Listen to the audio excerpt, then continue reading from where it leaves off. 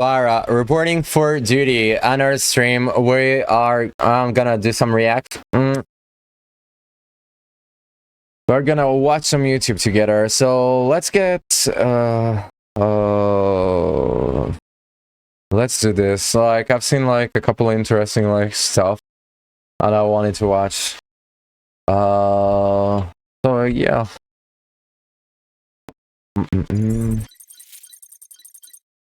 All right.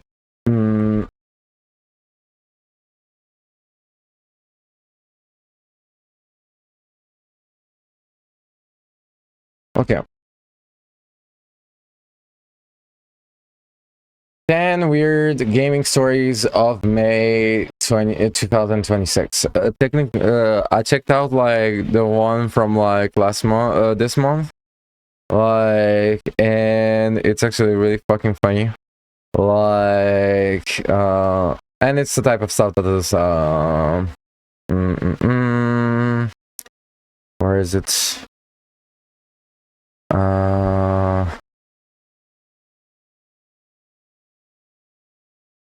Whatever.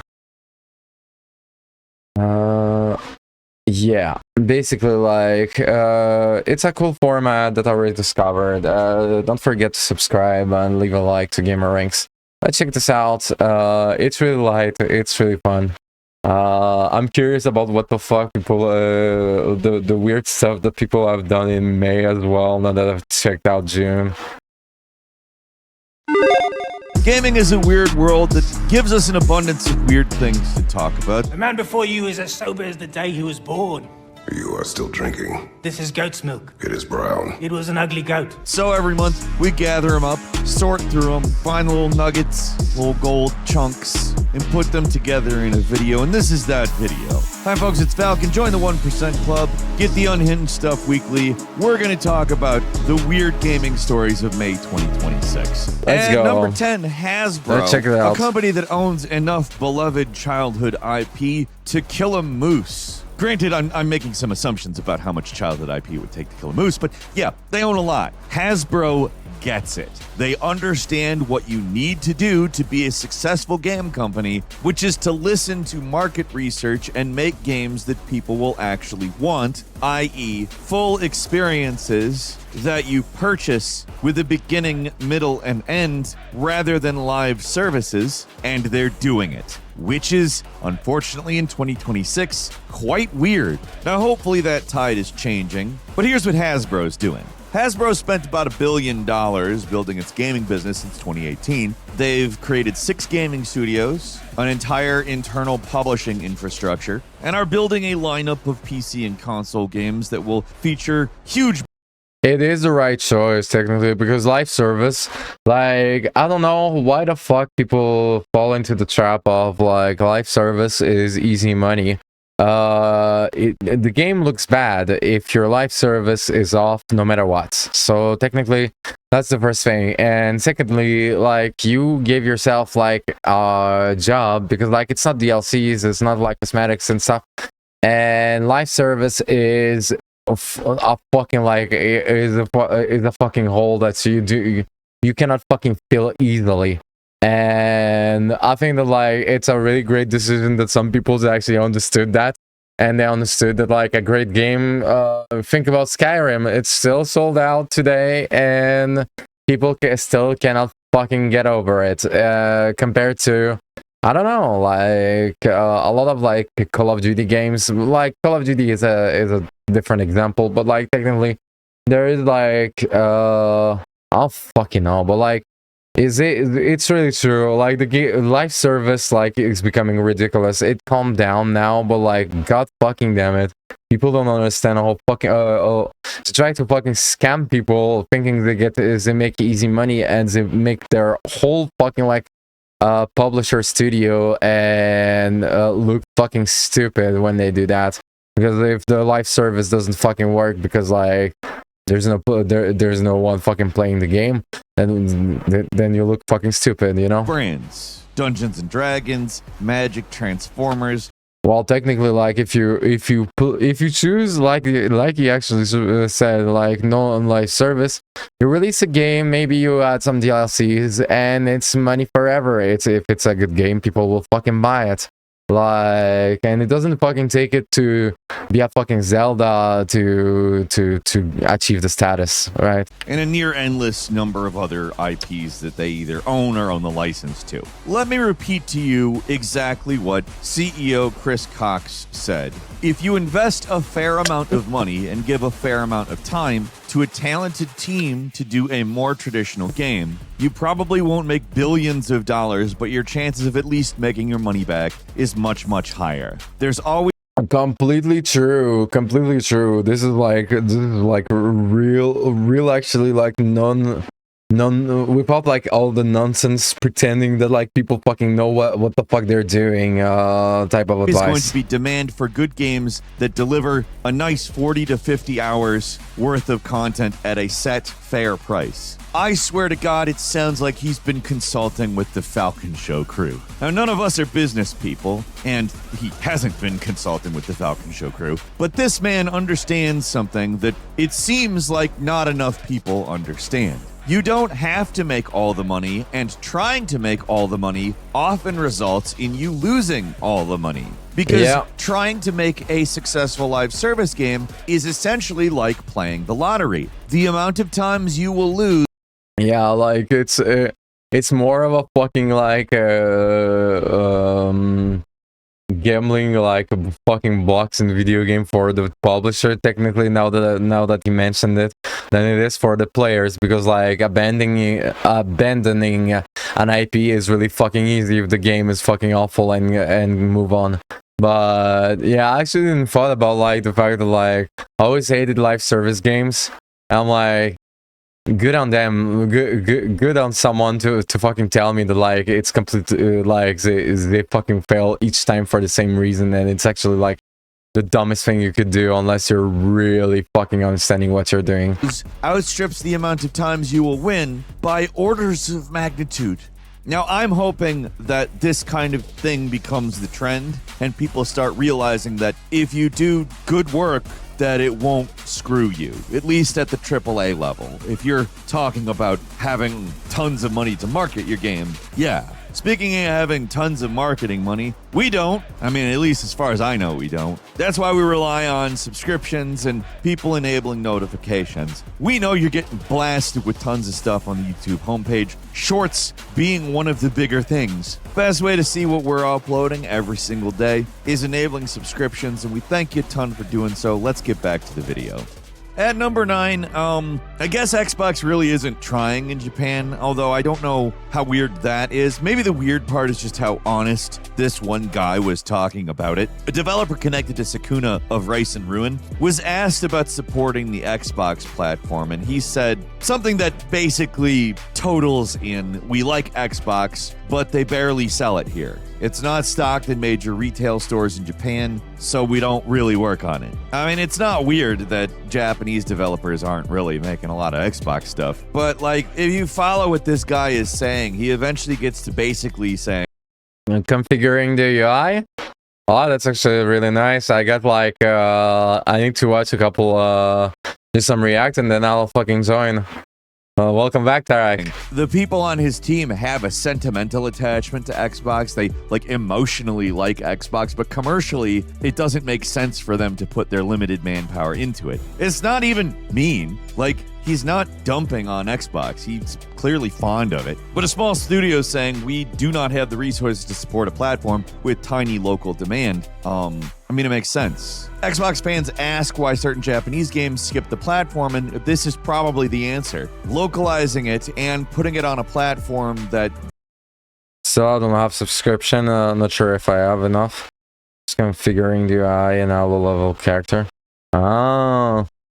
Well, can I help you with that? I can give you a sub. I can give you my Prime sub if you want. Like, they don't really benefit from locally, that's all I can do. Where most of their business is going I'm broke to be. as fuck as well. It doesn't make sense, even though, yes, there is the possibility. Well, let me Let me actually like fucking like do the thing, because technically I don't use it anyway. So where is it?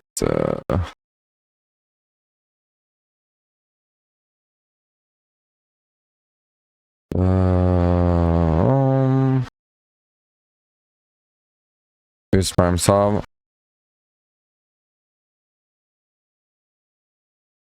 Here you go. Yeah, no, but technically I don't use my prime sub, so take it. I don't care. That you could have a big crossover hit. It's not like the demand for Xbox in its own market is at an all-time high right now either.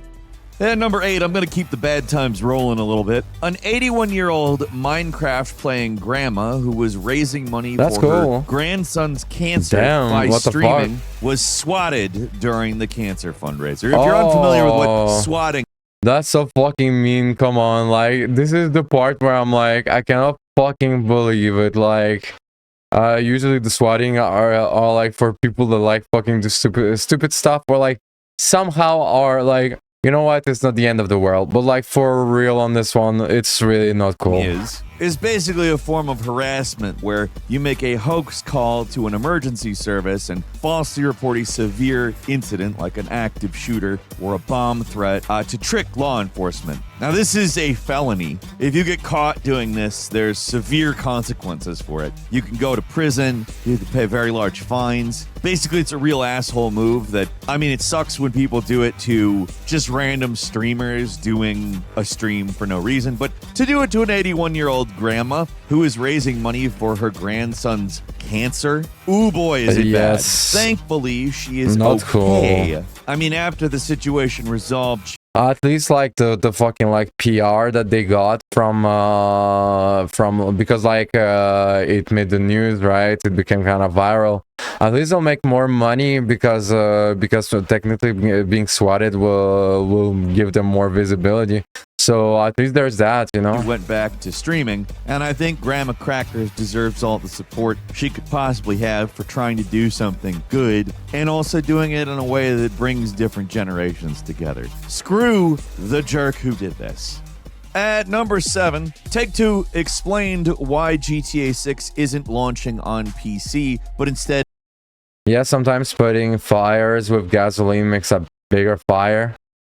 Yeah, it's actually true. Yeah, it's on the 2 current gen consoles, Xbox Series and PlayStation 5, and it's kind of blunt. In certain ways, it's particularly honest, and to some extent, I appreciate that. But what's weird is people seem shocked by it. Strauss Zelnick, whom has been around since God knows how long, basically said they want to serve the core audience first, and the core audience is on consoles, which isn't wrong. I mean, it's what they've done for like all of their games for quite a while. They release them on console, they make all of the money there, and then they release it on PC and they make all of the money there. They're the only company that can make all of the money all of the time. And that's a position that one could easily get cocky from and just dump it onto every platform day one. But instead, they are actually thinking about where their effort is best served in terms of their position as a company. Technically, as stupid as it is, like GTA 5 will be so demanding on a fucking PC that like like it doesn't even make so much sense, because like the fucking PC that can fucking run GTA 6, pretty sure like you're better off just fucking buying a PlayStation either way. Like, I'm buying a PlayStation just for GTA 6 for other purposes as well, but like, because like fuck even trying on PC. I'm so fucking done. In order to, I mean, it sounds like, and I will not fucking like buy myself a second PC just for OBS to run on it. No fucking way. Rockstar has unlimited resources, but it's made up of people just like any other company, and therefore isn't a company of unlimited resources. People have to sleep. People have. If they keep their pattern, yes, GTA 6 will be released 1 year after releasing for consoles. Yeah, technically I don't care. I care about like trying to fucking get myself a PS5. It's still 600 euros. Oh my fucking god. I'll buy it anyway, because like there's a lot there, like the PS5 is like a good investment. Like I got like I got myself like a fucking video card, and like I have my fucking Switch, right? But like the Switch is not enough for as an investment. Like there's not enough games to play. To spend time with their families. People have to do things other than make the game for every platform at all hours of the day. I get it. I don't even necessarily think it's a bad thing. I would prefer to play it on PC, of course. That's where I play my games at this point. So unfortunately, that's not going to be where I'm able to play Grand Theft Auto 6 if I want to play it when it comes out. But also, I get it. I know eventually I'll be playing it on PC, and I guess they're aware that I will buy it twice, so shame on us for not expecting it, I guess.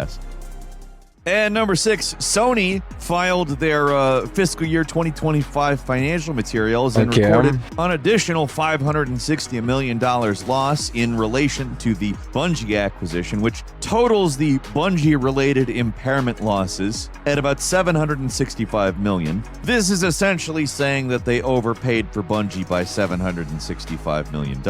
I am going to say I'm actually surprised that it's not higher. Under no circumstances is Bungie worth roughly the same amount of money as Star Wars. And while that $765 million, I think, does take it out of that range, it puts us in the area of 2.8 to 2.9 billion. Yeah, but technically they overpaid the people from Bungie to buy it, so good news for them.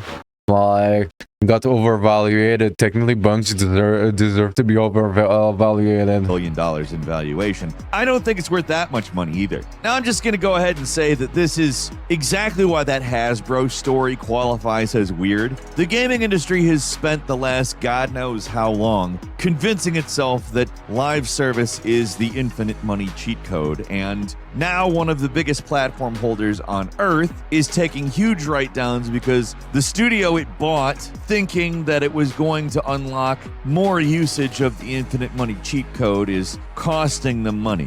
To me, again, the weird part here is that it didn't cost them more. Like, I'm shocked that it's just $765 million they've written down. Also, that's a shocking amount of money to be like, yeah, that's not really a lot compared to how much you would think. I would think they'd be writing that down at least 1.5, like twice that much. And number 5, Ubisoft reported a record loss and said, great news, more losses are coming. According to Reuters, Ubisoft recorded a record 1.3 billion euro loss for fiscal year ending March 2026, with net bookings down 17.4%. Ubisoft also warned that the next fiscal year will probably bring lower sales and continued operating losses. Yeah, they show like the Assassin's Creed like fucking pirate, that fucking game about like having a boat in Assassin's Creed or whatever that was completely failed. No fucking wonder. Like I really do not understand how the fuck like some studios really think they can get away with like really like easily understandable bad game design, you know, like, and then not interesting game design. Like, maybe someday they'll learn, because like for real, like they try to fucking sell you some products. It's not even a game; it's a product, and on top of that, like the fucking thing doesn't look fun. It isn't. Totaling in about another $500 million in losses. So kind of the weird part here is not necessarily that Ubisoft had a bad year. A lot of companies, exactly like Ubisoft, are having bad year after bad year. What's weird is that they're like, no, we're going to have another year of it, and then we're going to stop. It's going to start making money after that. Now, I'm not saying they're wrong. They could be right, but I will give you their reasoning. They believe that they have a stronger release slate in the coming years, which, fair. I think they've kind of learned their lesson on at least a few things. The Assassin's Creed Black Flag remake looks like they understand what people want, but another reason they claim they'll be heading for financial solvency is more growth from online multiplayer and live service games. I don't think I need to explain why that just sounds very stupid at this point. Personally, I would think that with the amount of failure that live service causes, that is to say near universal failure, that a company which is operating at a 1.3 billion euro loss and will, according to them, next year operate at a $500 million loss, which is a lot better, but still a lot of money going down the Okay, I'm like completely lost in their fucking economics of like $1 billion and $1 million, bro. Like I struggle to do my own finances, and I am really like lost cause.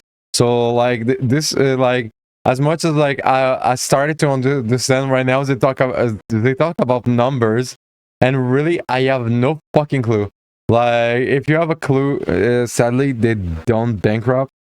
Sadly they don't bankrupt. No, I think that like overall like it's better. Like the destruction is never like it's better to keep something, but whatever the fuck like number he's argumenting about, like that it should be maybe more a couple millions or whatever fuck. Like I don't know if you understand these numbers, but like I do not at all, and I'm kind of like done with like I got it got overvaluated and they lost the money, but like can you stop trying to fucking explain me something? Toilet. It seems to me like them going, don't worry, live service is going to make us money.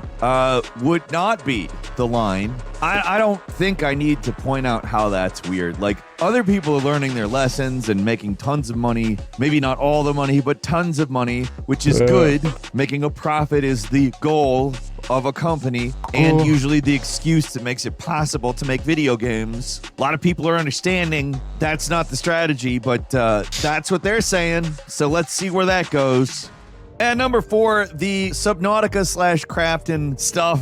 Oh boy, is it spicy. So you remember the whole what the hell is going on with this situation regarding their $250 million earn bonus that had to do with whether or not they release the game into early access. Over a year ago, there's been a court battle. CEOs have been quitting, and I'll just say what's going on. Unknown World's leaders accused Crafton of trying to avoid the payout, and that's why the game got delayed. Crafton denied wrongdoing, argued the delay was about making the game better, and the legal battle that ensued ended in Crafton being ordered to reinstate Ted Gill as it deserves to bankrupt. Yeah, but like think about like technically Activision or like I don't remember which one it was. Like they're all like sub studios to that actually do good games. So it's like I understand the logic, but technically like it's super like it's corporations that are like too big, and some more of their products it's still worth it that like even if they release their fucking like game live service game that everyone hates, like they still bring innovation, and some IPs are better like being kept, you know. Like what Blizzard, they have like the fucking like they're fucking like League of Legends type of like game, right? That they don't fucking run, and technically like it's kind of like this kind of logic that like, well, some people are really happy that like Heroes of the Storm it's still there, you know, even if no one plays it. So I think that, like that's why I'm telling you that like going bankrupt is not like all AAA deserve to bankrupt. They don't care about us. Yeah, but still, what the there's no like WoW or Dota, like my two favorite games, could not fucking like be there if it wasn't, if they were not AAAs. But like I get what you're saying, because technically your opinion is completely valid for like most AAA. CEO of Unknown Worlds, and extend the earnout eligibility to September 15th, 2026, which means Subnautica 2 has more time to hit the revenue targets that are tied to the payout, which and I think that like in WoW, like at least like seeing like since I was there, I came back. And I was there for so long, like technically they care about like players. At least like in WoW, I know that they do.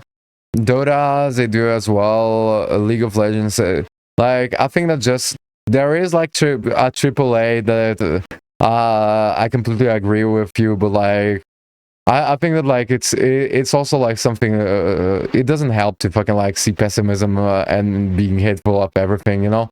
Like I'm glad that like I'm still able to fucking play WoW, and that there is not too many complaints that I have to fucking like live with. Matters because Subnautica 2 has been a massive hit in early access. It's an extremely polished title thus far, although clearly not a finished one. I've enjoyed the hell out of my time with it. Pretty much everybody in Game Ranks has given it universal praise, and it deserves it. And, well, the bonus Crafton allegedly wanted to avoid is probably going to be biting them in the ass. Probably the weirdest and funniest part that really screwed Crafton is that their CEO allegedly used ChatGPT asking it how it could avoid the payout. I mean, we covered that once already. I just had to bring it up. That's the funniest thing ever. Didn't consult the lawyers that the company absolutely employs. No, he's sitting in his office going, "Hey, ChatGPT, how can I not give $250 million to people I promised to give them to if they reach certain earnings targets?" Of course, ChatGPT is going to tell you, oh yeah, you could do that. You just got to do this. You need to talk to the lawyers first. I don't know. Maybe the lawyers were also using ChatGPT or something because they obviously did this.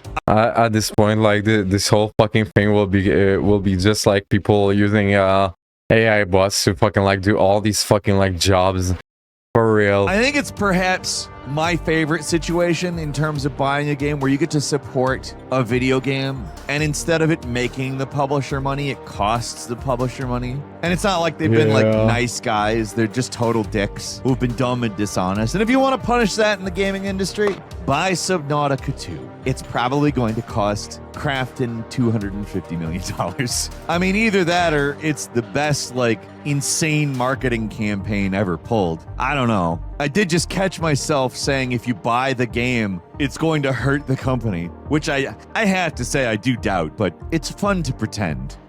And number 3, we have a survey suggesting that 62% of highly committed gaming players no longer buy full-price releases. This is another pretty big UC Berkeley study, which polled thousands of people, showing that consumers who experience multiple game launches, that is to say, more than one game launch, detect patterns. Now, they didn't necessarily get into the reasoning, as I am about to, but I think this is why people are beginning to refuse to buy at full price. Day one, the game launches like shit, and by the time they fix it, it's on sale. Video games are not just a child thing. A lot of adults play video games, and children who play video games are usually playing them on adults' dime. And by the time you are an adult, you have been around the block more than once. Frankly, the weird part about this is that all these publishers seem so shocked that if you reliably release the worst version of the game day one, and then over time it gets better and costs less, that people are just starting to wait. And number 2, GameStop keeps trying to buy eBay. They increased their stake in eBay up from about 5% to 6.5%. Good call, though. GameStop CEO Ryan Cohen made an unsolicited bid to buy eBay entirely for $56 billion. For real, the dude actually like he knows where the fuck the money is. Buying eBay is actually so fucking clever. Which eBay rejected as well, like technically, like look at us being broke, and some people are like, I need some more. I'll buy fucking eBay. Let me fucking I've done the same. I've bought Google. Fuck you. Like, what the fuck? Neither credible nor attractive. The logic, presumably, is that eBay's collectibles marketplace fits in with GameStop's pivot into trading cards, collectibles, and all the crap that they're trying to basically turn into the vinyl records of the gaming industry. I don't really know what the hell is going on. I never do. Not with GameStop, anyway. As of this recording, their stock price is at $22. That story is so insane. And honestly, it's frankly insane that GameStop is still around.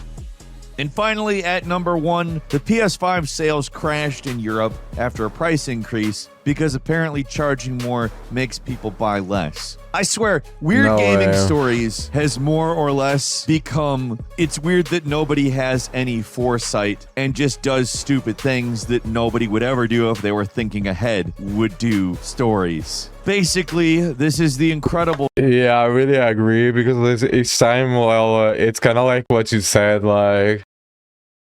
It's just sad to not do it, and it was really like they had many different options rather than doing whatever the fuck they did. That's the whole fucking logic of the gaming industry these days. What the fuck? Story, the discovery, the scientific breakthrough, as credible evidence emerges that raising the price of a 5-year-old console makes fewer people buy it. I don't know what to say about this. I understand that RAM prices have gone up and that scarcity is starting. This is the part where it's like as a if you are like a gaming like a fucking console selling like a corporation, like a business. It's like the RAM price hikes. Who gives a fuck, bro? Like you sell consoles. You're like it's fucking Microsoft and Sony that tells us that tell us like the story of like the RAM price hikes, you know. So the fucking like console, shut the fuck up, like for real. Like when it's giants this big, it sounds so fucking stupid when they try to fucking like try to explain explain to people that like they try to just like make more benefits, which is like it's okay to fucking want to make money, but like don't fucking talk to people like they're children at this point. Starting to become a reality rather than a factor like during COVID. I understand that, but that doesn't mean the consumer base just has more money to spend. I guess the best way to put it is it's not weird, the result, but the weird thing here is that console pricing has gone so freaking backwards that they're getting older and then they're getting more expensive, not because they're vintage collectibles, but because apparently they're luxury appliances now. That's what's weird, and I wish I had a more positive one to leave you on, but that's where we are. What do you think? Leave us a comment, let us know. If you like this video, click like. If you're not subscribed, now's a great time to do so. We upload brand new videos every day of the week. Yeah, don't forget to subscribe to Gamer Ranks, leave a like. That was awesome. Technically, oh my god, a lot of these stories is like people like, oh no, but like it's kind of the tea though. It's kind of the tea, the fucking stupid things that like game publishers are trying to fucking do. I don't know.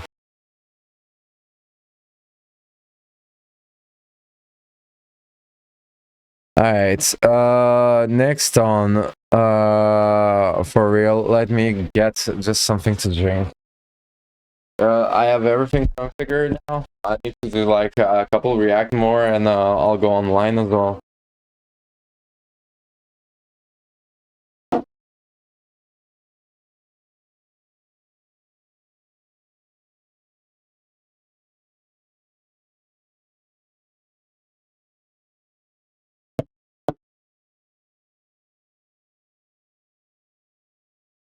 Okay, let's keep going. Oh my fucking god.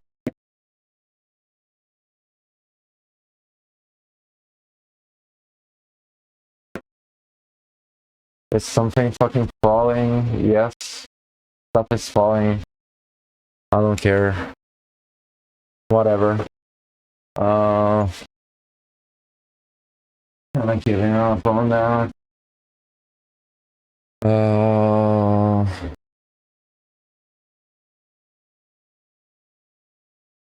Okay.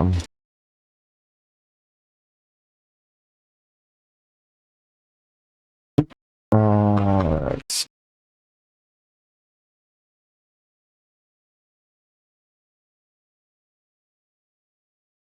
Color theory in Half-Life 2. I actually didn't play Half-Life 2, but like I remember like watching Let's Plays and playthroughs. Don't forget to subscribe and leave a like to Angelica Tosh for like this. So color theory in Half-Life 2. I'm actually interested in this fucking topic. What can we learn about it? I just know that like basically like in the game you follow. It's similar to Mirror Edge in a way, I guess. Or not. Maybe it was Mirror Edge. I don't know. Color theory is one of the core elements of game design. It acts as a guide, a visual narrator, and a defining feature of the overall aesthetic of a game. When color is something that is carefully considered by developers, it works with your subconscious to drive certain emotions or highlight the different themes that are present in the narrative. Some games are characterized by bold, saturated colors that make your head spin at every turn. Others are more subtle, and they require some time for contemplation and reflection in order to be fully understood. Just because a game appears duller, more brown, or washed out at first glance, it does not mean that color doesn't play a crucial part in the game's overall design. It just Let me means just that check. you need to be more observant. The Half-Life series and Okay. adjacent titles are some of the most fascinating games to look at in terms of color theory. For this video in particular, I want to focus on the color theory in Half-Life 2, and how, despite the dominant dreary and bleak color palette, their infrequent use of bright and saturated colors was crucial in narrating the game's horror.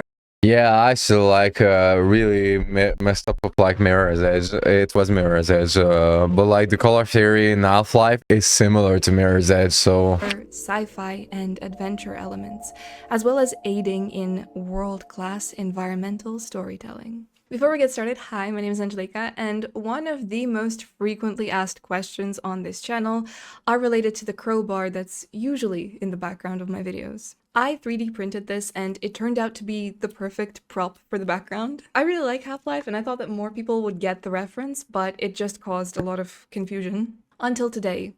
Think of the crowbar as one of the symbols of this channel, just like the Elder Scroll that's also in the back. If I asked you right now, on the spot, to think of Half-Life 2's main colors, you'd probably think of something like this. These colors dominate the overall visuals of the setting, and they immerse you in the dystopian urban exploration that features throughout most of the game. It's quite down to earth and mundane, especially if you are somebody that grew up in Eastern Europe or in a post-Soviet country. These particular visuals are very close to home. This is yeah, it's not unrealistic. If you live in the right place, Half-Life doesn't seem so foreign at all. Like, coupled with how it appears that the game is set in late autumn or the fall.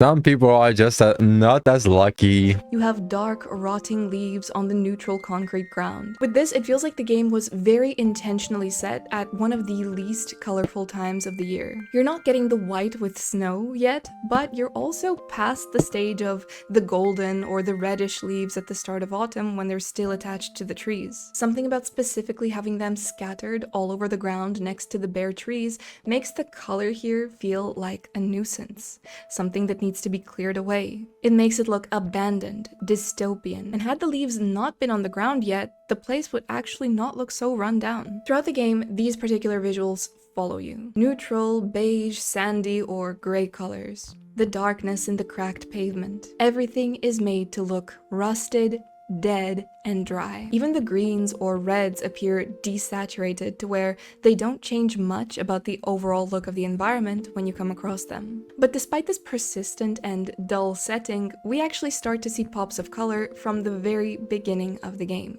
And these aren't just random instances or random objects. They are very important visual elements that bring forward the main themes and the game's genre. G-Man's insane blue eyes with the green and gold accents. If you look at the faces of anyone else in the game, nobody has anything even close to the stunning, saturated color of G-Man's eyes. The more you observe other people, the more you start to realize that he really isn't normal. There's something so otherworldly about him, like he's not even human, but he's some kind of deity or an alien. Don't let his suit and regular office guy haircut fool you. He's something more, and the game wants you to notice this, which is why it is the main focus literally in the first few seconds when you start playing and you get that opening cutscene. It definitely sets the tone for sci-fi immediately, but there's something more sinister there as well, maybe preparing you for the game's intense horror elements that you encounter later on. We also get a look at the signature orange color of Half-Life here as well. All of these bold and saturated images, only to then place you in a regular train with these red, desaturated, weathered seats that are also quite memorable from the beginning because it is the little bit of color that you do get before you leave. Then you're plunged into these basic, dreary colors, but little accents from the beginning are designed to grab your attention and further elaborate on the setting. The bright yellow posters of Breen on the walls, the man you literally just saw on the massive screen in front of you, hints of menacing fluorescent, cold bluish lights, then a more saturated blue on these screens here to remind you that despite the very down-to-earth setting, these are the futuristic and sci-fi elements to kind of keep you in the genre. Notice how often you're dipping in and out of blue into the orange, and then out of the orange into the blue when it comes to lighting. You might not think of this the first or even the second time that you play. That's actually a really beautiful detail that they just to create like ambience. That's really fucking beautiful. The game, but this is like the constant struggle between the human resistance and the Combines, always fighting for a spot in the light. One immediate and very striking color is this particular electric blue. It's like this constant reminder of the authoritarian presence of the Combine. Cold, oppressive, dangerous. A consistent contrast on screen between, again, the regular warm, human orange element and the neon, menacing blue of the Combine. I'm not sure if anyone else sees it this way, but to me, it almost feels like an interesting inversion of what usually feels natural when it comes to these colors. You see, normally with a warmer color like orange, let me just check something real quick. Okay. I would think of something that's more threatening, aggressive, or maybe evil. Whereas blue, I would associate it with something more calm and disciplined and usually on the side of good. But that could also just be my World of Warcraft brain. But now to speak a little bit more about the iconic orange branding of the game. This is your color. The suit, the lambda, the gravity gun. Even the on-screen UI is this warm orange to yellowy color, Gordon Freeman's signature color, allowing him to stand out in front of the gray or dull, lifeless monochrome environment and providing stark contrast against the electric or neon blue of the Combine. Red also has a very interesting presence in-game. It's really important and it's one of the more striking colors that you can come across, starting from the iconic crowbar, the eyes of the Vortigons, or the bright red blood splatters that show us the reality of living under the Combine. With just how sterile the rest of the environment looks, when you see those red splatters of blood, it's like this immediate visual sign or exclamation point that grabs your attention. The game also teaches us to look for more saturated colors as they are the objects that we likely may be able to interact with. They stand out from a distance, like the exploding barrels or loot crates. When everything is beige and gray or brown, washed out and unremarkable, any bit of color catches your attention, and as I mentioned before, it guides you from point A to point B. For example, this slightly warmer brown color that immediately catches your eye and is likely something that you need to interact with in order to progress. So that's on color communicating those sci-fi elements of the game, as well as guiding us through the game where we intuitively seek a brighter color or one that stands out in order to understand where to go next. But one of my personal favorite things to analyze in terms of color in Half-Life 2 is how it is used to bring forward an unexpected and dramatic horror element to the game. Half-Life 2 is not a horror game in the traditional sense, and yet it remains one of the scariest that I've ever played. The game features one of my favorite monster designs with the zombie, a disturbing and memorable pop of color that is unlike anything I've seen. Yeah, technically, it's because to me it's not scary just because of the because the graphics are like outdated, but like I can understand that. Other games. You have a white scientist jacket and blue jeans, covered in blood from head to toe and revealing the mutated organs of somebody that has been taken over by a head crab. It's this unnatural neon orange of the lungs, with remnants of their ribcage poking out also. You will meet a few of these at random points, but they truly set the perfect stage for them with the Ravenholm chapter. First of all, this chapter occurs at nighttime, so the added safety of daylight and good lighting is not present. This chapter is all about the lighting hierarchy that works in harmony with colors to create a true horror environment. That highlight from the dark tree that shows the pair of blue jeans hanging from it, we all remember the blue jeans. A wooden shed with blood splatters all over the walls and the floors. An uncomfortable, sickening yellow light that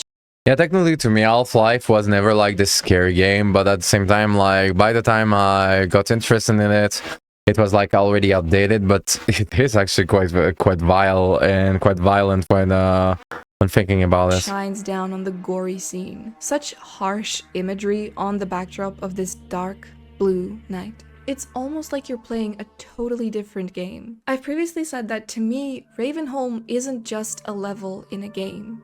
It is like its own plane of oblivion. When actually playing the game, it feels like the chapter isn't really that long, but for some reason in my mind, it's this really big and prominent part of the game. The visual contrast from the previous chapters, and indeed the chapter that follows immediately after, feels like falling into and then waking up from a nightmare. It's like dipping in and out of a sauna into an ice bath with the radical changes that are primarily conveyed through that careful use of color. I found a post on Reddit from quite a while ago where somebody put together the successive frames, or the average color of the successive frames from full YouTube playthroughs of the games. That's what no Half-Life 3 does to a community. But anyway, notice just how dull most of Half-Life 2 is in reality. It's very neutral, very bleak, and yet bright and vibrant colors play such a massive role on the screen throughout actual gameplay. More muted colors, like you can see that like here there's like a lot of like colors that like are really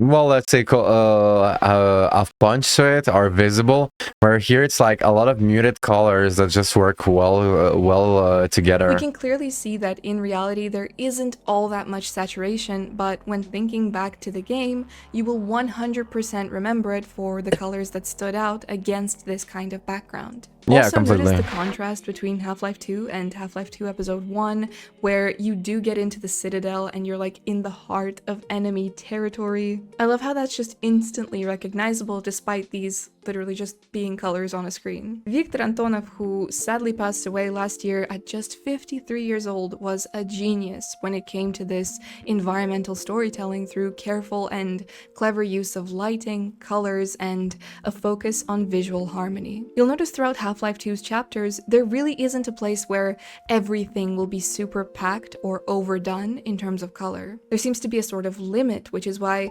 chapters can be recognized even just by the colors that are present in the environment. In this way, Half-Life 2 really is a game that makes you feel something, not just through in-your-face storytelling and characters, but through the world and your surroundings. Sadness, fear, hopelessness. That's actually really clever and really a beautiful and poetic way to care about the player and to actually make your story feel more alive, you know? Determination, Such a beautiful story. resistance. And this is why, despite it being a 2004 game, it felt so ahead of its time. It played like a movie. It followed certain rules and patterns to make this world work and to evoke the feelings that have left players frustrated years later at the lack of a continuation. They had a certain respect for colors that nowadays feels like it is perhaps less important. It's like there's more reliance on the fact that game graphics nowadays are photorealistic, so they don't really work as hard to tap into the subconscious through color theory. And in that way, a lot of games nowadays create visual catastrophe, like Marathon, which when compared to Half-Life 2 is like a guidebook on everything that you should not do in terms of color when designing a game. As a final note, when you look closely, there is also some beauty to be found in the colors of Half-Life 2. Despite the overall brutality and very uniform and cold approach to the environment, shades of pink or purple can sometimes be observed in the sky, in the beautiful sunset that we see at the end of the water hazard chapter. Just a reminder that nature lives by its own rules, and it does not conform to the monochrome gray reality that is imposed by the Combine regime. Half-Life 2 That's interesting. really is a masterpiece. And that's about it on my little analysis into color theory. That was really awesome. If you enjoyed the video, please be sure to leave a like. Yeah, don't forget to leave a like and to subscribe to Angelic Tosh. That was actually really awesome and a really beautiful way to understand more Half-Life and its development. Thanks so much. give me just 1 sec.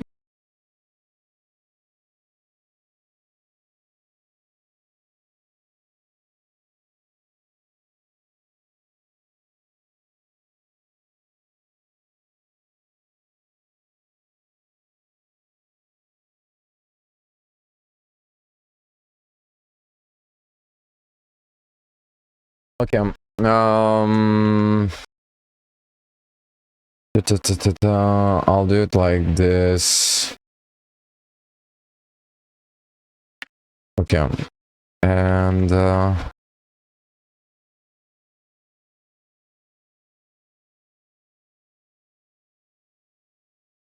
okay.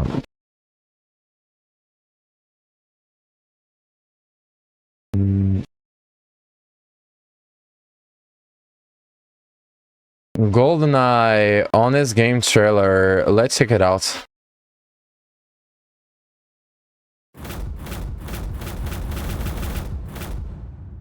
The following trailer is rated H for honest. From the developer that filled your childhood with games about monkeys, bears, and bizarrely muscular toads, comes the iconic game that defined the FPS genre. Unless you had a PC and knew better. GoldenEye. Step into the tuxedo of Pierce Brosnan in the video game version of his first and only good Bond film, as you live the action of the murderiest Bond firsthand, where secrecy, seduction, and spy gadgets take a back seat to filling everything in sight with white-hot lead. Shaken not stirred, motherfuckers! Journey to an era when licensed games were burning piles of garbage that had nothing to do with their source material. And experience the video game adaptation that actually made you feel like you were in the movie as you explore massive non-linear levels and defuse an international nuclear incident by completing all your objectives, unless they're too much of a pain in the ass. Minimize scientist casualties? You kidding me? Yeah, that's definitely not happening. Relive a time before video games held your hand constantly as you stumble blindly around the level. I remember that like I had it on Nintendo on my Nintendo 64, and basically like if you know, you know. So if you never played the game, sorry, like I cannot fucking explain it to you better. But like if the timing is like less than I don't know a minute or like 30 seconds in the elevator level, I remember that like as a kid, basically you enter the elevator and everything is exploding in the cutscene because like it was so close to zero, and that's really fucking cool. I remember this this memory. That's it. Until you happen to run into your next objective. Install covert modem. Install it where? On the back of this random building? Are you kidding me? Okay, next I have to intercept data backup. What the f does that mean? This is the first f***ing level, for f***'s sake! Marvel at the advanced technology of the N64, despite the terrible aiming controls. And the AI that slowly walks into a hail of bullets as you experience next-generation realism, like hat toppling, neck blasting, unless they have to finish their dodge roll first, and random thing exploding. Or turn on all the cheats and watch get real crazy. Get down, you little bow at a fool and a sense tonight. Kimochi, jump into the multiplayer that dominated college dorm rooms until Smash Brothers came out, and master advanced GoldenEye techniques like creating floating remote mines, hiding in boxes and vents, and not blowing yourself up with a rocket launcher. Then annihilate decades-old friendships with your friend who camps the body armor, your friend that shoots you when you don't have a weapon, and your friend that always picks odd job. Damn it, we said no odd job, Steve! So get out your martini, put on your nostalgia goggles, and get ready to relive your childhood while you still can. Because your memories are the only thing keeping this game from being unplayable trash by modern standards. Yeah. Oh, look at that texture. I'm getting sick. I'm getting sick. Starring the guy from Mrs. Doubtfire, Scully, hashtag let Sean Bean live, I am invincible, Blowjob, Ghostface Killer, Xenia, Warrior Princess, and Jay Leno. Perfect Dark Origins. Ever notice that Bond has a monkey face on the cartridge? Ugh, can't unsee that. Yeah, Be sure I've to seen this one. subscribe for more honest game Okay, this was trailers. awesome. Don't forget to leave a like and subscribe to Honest Game Trailer.